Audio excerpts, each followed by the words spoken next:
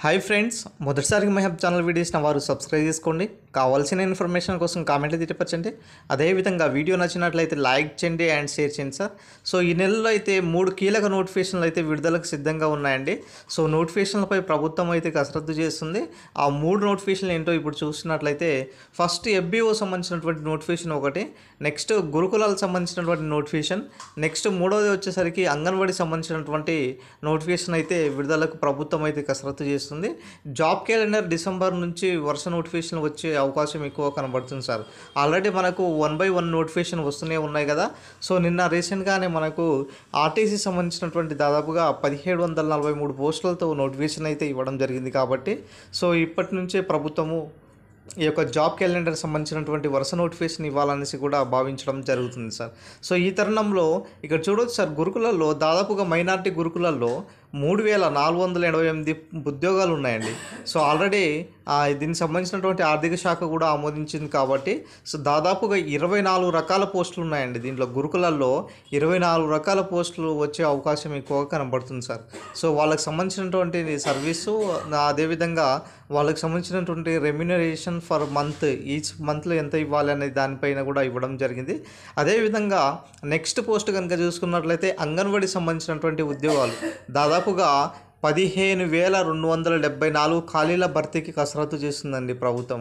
15,274 పోస్టులు అయితే కసరత్తు చేస్తుంది. త్వరలో విధి విధానాలు ఖరారు చేస్తారనేసి కూడా చెప్పడం జరిగింది. కాబట్టి ఇక్కడ చూడొచ్చు, నోటిఫికేషన్ కూడా వెలువడే అవకాశం కూడా ఎక్కువగా కనబడుతుంది సార్. ఆర్టీసీలో నిన్ననే వచ్చింది కదా. సో ఈ తరుణంలో ఇలాంటి అంగన్వాడీ సంబంధించినటువంటి, నెక్స్ట్ గురుకులాలకు సంబంధించినటువంటి పోస్టులు, నెక్స్ట్ మనకు ఎఫ్బిఓ సంబంధించినటువంటి ఉద్యోగ నోటిఫికేషన్ అండి. ఈ ఎఫ్బిఓ సంబంధించినటువంటి నోటిఫికేషన్ ప్రధానంగా సో మన రీసెంట్గానే సో దీనికి సంబంధించినటువంటి విషయం పైన సీఎం రేవంత్ రెడ్డి గారితో పాటు అదేవిధంగా మనకు ఎఫ్బిఓ సంబంధించినటువంటి అటవీ అధికారులకు సంబంధించినటువంటి కూడా ఫారెస్ట్ సంబంధించినటువంటి అన్ని ఉద్యోగాలు భర్తీ చేయాలనేసి కూడా ఇక్కడ ఆదేశాలు అయితే జారీ చేయడం జరిగింది సార్. సో ఈ తరుణంలో నోటిఫికేషన్ అనేది ఎఫ్బిఓ సంబంధించినటువంటి ఆల్రెడీ ఆర్థిక శాఖ ఆమోదించింది. దాదాపుగా 1500 పోస్టుల వరకు ఎఫ్బిఓ పోస్టులు ఉన్నాయి అండి.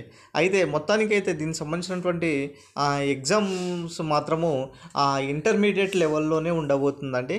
సో ఇంటర్మీడియట్ లెవెల్లోనే ఉండబోతుంది అనమాట. అంటే ఒక కానిస్టేబుల్కు ఉండాల్సినటువంటి క్వాలిఫికేషన్తో ఉండే అవకాశం ఎక్కువ కనబడుతుంది.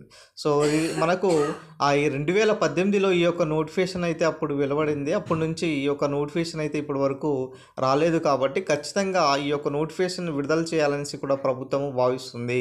సో కాబట్టి మీ యొక్క ప్రిపరేషన్ ఖచ్చితంగా కంటిన్యూ చేసుకోండి. ఈ నెలలో ఖచ్చితంగా ఈ 3 నోటిఫికేషన్లను భర్తీ అయ్యే అవకాశం ఎక్కువ కనబడుతుంది సార్.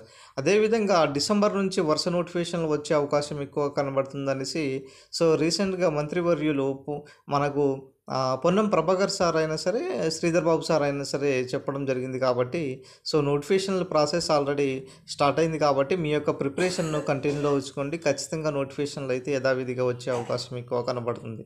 సో మేజర్గా ఇక్కడ చూడొచ్చు సార్, మైనార్టీ గురుకులలోనే దాదాపుగా 3408 పోస్టులు ఉన్నాయి.